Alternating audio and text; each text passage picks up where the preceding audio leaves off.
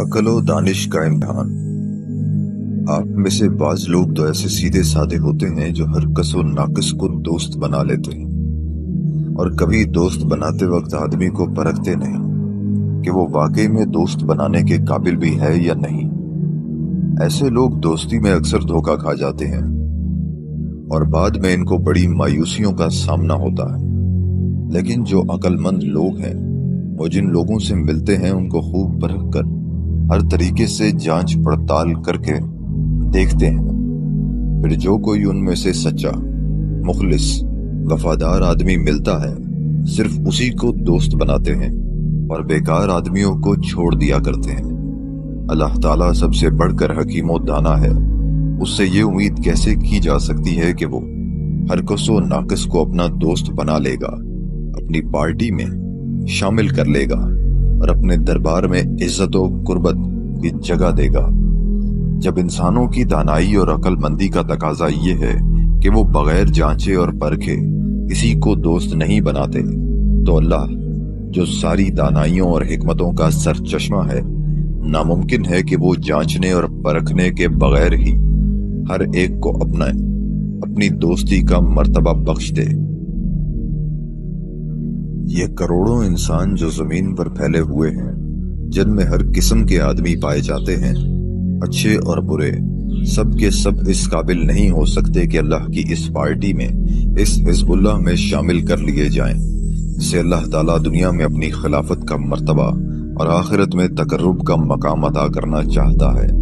अल्लाह ने कमाल दर्जाए हिकमत के साथ चंद इम्तिहान, चंद आजमाइशें, चंद मयार जांचने और परखने के लिए मुकर्रर कर दिए हैं कि इंसानों में से जो कोई इन पर पूरा उतरे वो तो अल्लाह की पार्टी में आ जाए, और जो इन पर पूरा न उतरे वो खुद ब खुद इस पार्टी से अलग होकर रह जाए और वो खुद भी जान ले कि मैं इस पार्टी में शामिल होने के काबिल नहीं हूँ। ये मयार क्या है? अल्लाह ताला जो कि हकीम व दाना है, इसलिए सबसे पहला इम्तिहान वो आदमी की हिकमत व दानाई का ही लेता है। ये देखता है कि इसमें समझ बूझ भी है या नहीं, निरा अहमक तो नहीं है। इसलिए कि जाहिल और बेवकूफ कभी दाना और हकीम का दोस्त नहीं बन सकता। जो शख्स अल्लाह की निशानियों को देखकर पहचान ले कि वही मेरा मालिक और खालिक है, उसके सिवा कोई माबूद, कोई परवरदिगार, कोई दुआएं सुनने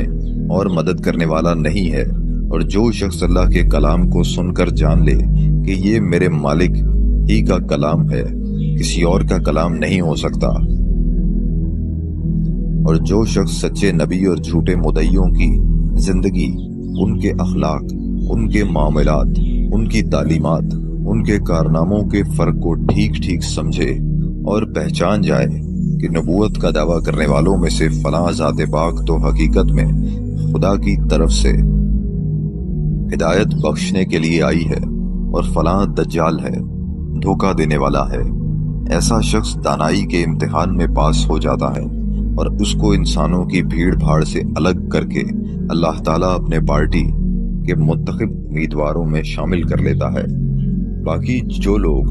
पहले ही इम्तिहान में फेल हो जाते हैं, उनको छोड़ दिया जाता है कि जिधर चाहें भटकते फिरें। अखलाकी कुव्वत की आजमाइश। इस पहले इम्तिहान में जो उम्मीदवार कामयाब हो जाते हैं, उन्हें फिर दूसरे इम्तिहान में शरीक होना पड़ता है। इस दूसरे इम्तिहान में आदमी की अक्ल के साथ उसकी अखलाकी ताकत को भी परखा जाता है। ये देखा जाता है कि इस आदमी में सच्चाई और नेकी को जानकर इसे कबूल कर लेने और इस पर अमल करने की, और झूठ और बदी को जानकर इसे छोड़ देने की ताकत भी है या नहीं। ये अपने नफ्स की ख्वाहिशात का, बाप दादा की तकलीद का,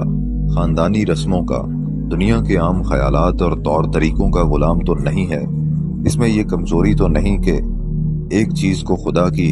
हिदायत के खिलाफ पाता है और जानता है कि वो बुरी है, मगर फिर भी उसी के चक्कर में पड़ा रहता है, और दूसरी चीज को जानता है कि खुदा के नजदीक वही हक और पसंदीदा है, मगर इस पर भी इसे कबूल नहीं करता।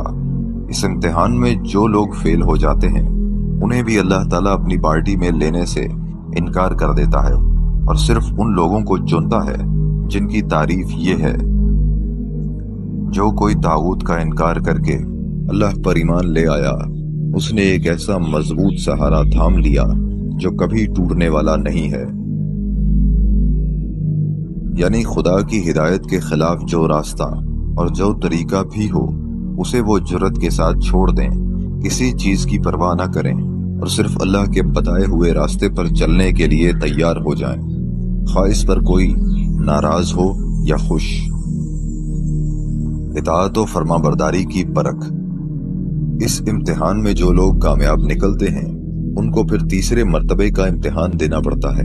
اس درجے میں اطاعت اور فرما برداری کا امتحان ہے۔ یہاں حکم دیا جاتا ہے کہ جب ہماری طرف سے ڈیوٹی کی پکار بلند ہو تو اپنی نیند قربان کرو اور حاضر ہو، اپنے کام کا حرج کرو اور آؤ، اپنی دلچسپیوں کو، اپنے فائدوں کو، اپنے لطف اور تفریح کو چھوڑو اور آ کر فرض بجا لاؤ۔ گرمی ہو، جاڑا ہو، کچھ ہو، بہرحال جب فرض کے لیے پکارا جائے تو ہر مشقت کو قبول کرو اور دوڑتے ہوئے آؤ۔ پھر جب ہم حکم دیں کہ صبح سے شام تک بھوکے پیاسے رہو اور اپنے نفس کی خواہشات کو روکو تو اس حکم کی پوری تعمیل ہونی چاہیے، خواہ بھوک پیاس کی کیسی ہی تکلیف ہو اور چاہے لطیف کھانوں اور مزیدار شربتوں کے ڈھیر ہی سامنے کیوں نہ لگے ہوئے ہوں۔ جو لوگ اس امتحان میں کچے نکلتے ہیں ان سے بھی کہہ دیا جاتا ہے کہ تم ہمارے کام کے نہیں ہو۔ انتخاب صرف ان لوگوں کا ہوتا ہے جو اس تیسرے امتحان میں پکے ثابت ہوتے ہیں، کیونکہ صرف انہی سے یہ توقع کی جا سکتی ہے کہ خدا کی طرف سے جو قوانین ان کے بنائے ان کے لیے بنائے جائیں گے اور جو ہدایات ان کو دی جائیں گی وہ خفیہ اور اعلانیہ، فائدے اور نقصان، راحت اور تکلیف، ہر حال میں ان کی پابندی کر سکیں گے۔